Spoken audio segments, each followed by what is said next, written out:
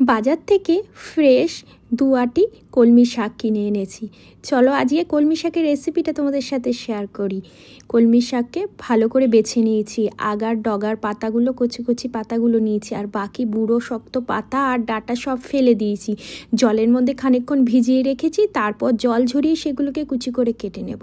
কড়াইতে অল্প সর্ষের তেল দিয়ে 2 চামচ রসুন থেতো করে নিয়েছি। তেল গরম হয়ে গেলে রসুনগুলো দিয়ে একটু নাড়াচাড়া করেছি। আর দেখো কলমি শাকগুলো কিন্তু এরকম ঝিরিঝিরি করে কেটে নিয়েছি।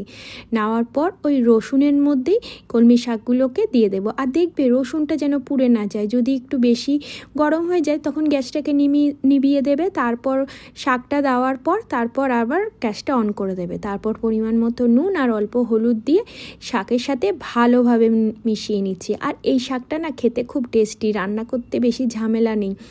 তো দিয়ে তারপরে গ্যাসটাকে কমিয়ে দিয়ে ঢেকে দিলাম। খানিকক্ষণ পরপরই ঢাকনা তুলে দেখবে শাকটা শুকিয়ে গেছে, মাঝে মধ্যে দেখবে শাকটার থেকে জলও বেরিয়েছে। তখন এরকমভাবে নেড়ে চেড়ে আবার যতক্ষণ না শাকটা মজে আসছে এরকম ঢাকা দিয়ে দিয়ে করতে থাকবে।